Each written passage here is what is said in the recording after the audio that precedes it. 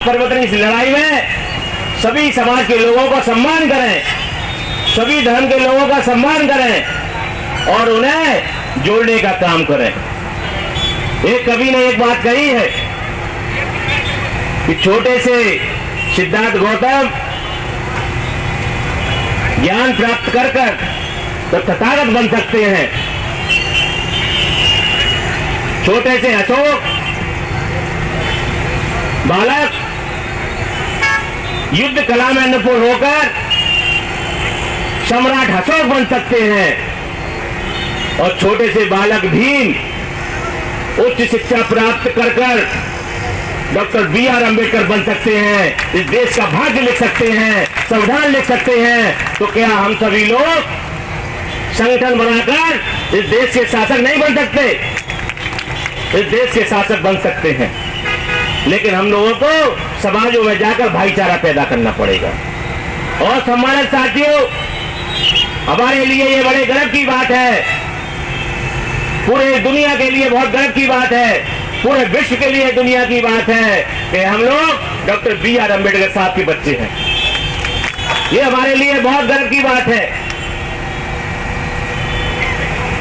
अभी लोगों ने बताया, पिछले वक्ताओं ने, कि कुछ बाबा साहब को रक्त का बताते हैं, उनको जाति का बताते हैं।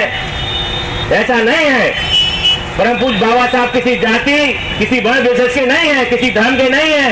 परम पूज्य बाबा साहब आज पूरे विश्व के नेता हैं, पूरे विश्व के डंक देता है। आज उनका डंका पूरे विश्व में बजता है। अगर आज पूरी दुनिया में, पूरे विश्व में सबसे ज्यादा स्टैच्यू पाए जाते हैं, मूर्तियां पाई जाती हैं, तो वह एक नाम है डॉक्टर बी.आर. अम्बेडकर। और हमारे लिए सबसे बड़ी गर्व की बात यह है कि पूरी दुनिया में एक देश है अमेरिका, उस देश से सारी दुनिया के देश डरते हैं, घबराते हैं, उससे कोई लड़ना नहीं चाहता। उस देश के राष्ट्रपति, अमेरिका के राष्ट्रपति जब हमारे देश भारत में आते हैं, कई साल पहले की मैं बात बता रहा हूं, अमेरिका के राष्ट्रपति जब हमारे देश भारत में आए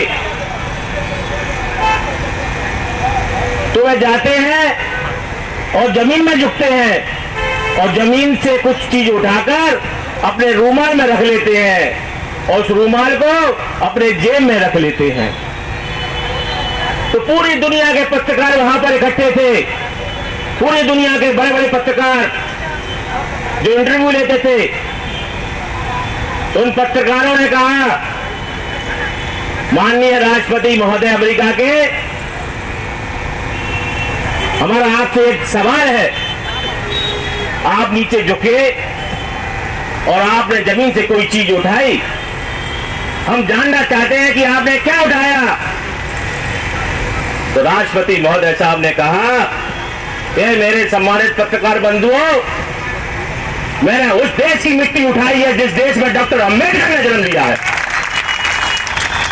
क्या आप इस मिट्टी का क्या करेंगे?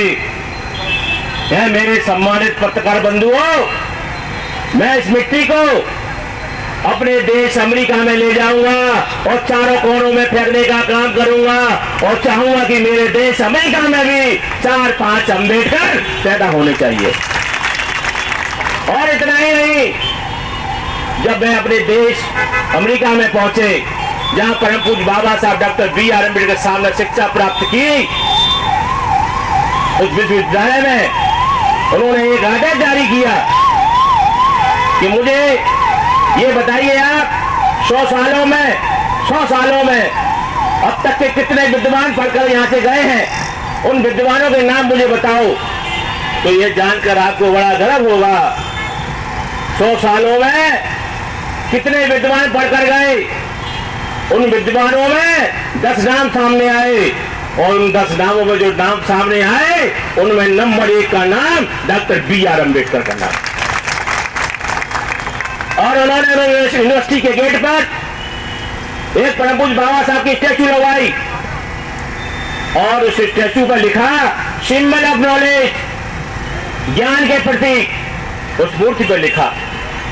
और उन्होंने कहा, राष्ट्रपति महोदय साहब ने कहा कि अगर डॉक्टर अंबेडकर मेरे देश में पैदा होते तो मैं उन्हें सूर्य का पुत्र कहता। जिस तरह से सूर्य की रोशनी चारों तरफ फैलती है, उसी तरह से डॉक्टर अंबेडकर का ज्ञान पूरे देश में, पूरी दुनिया में फैलता। सम्मानित साथियों, बाबा साहब किसी जाति धर्म किसी बल व्यवस्था के नहीं है, वो पूरे विश्व के नेता है, पूरे विश्व के नेता है। ये छोटी सोच है हमारी कि हम उनको जातिवाद में बांधना चाहते हैं, हम उनको रिश्तेदारी में बांधना चाहते हैं। परम पूज्य बाबा साहब ने किसी के साथ भेदभाव नहीं किया, वो मानवतावादी सिद्धांत को मानने वाले लोग थे।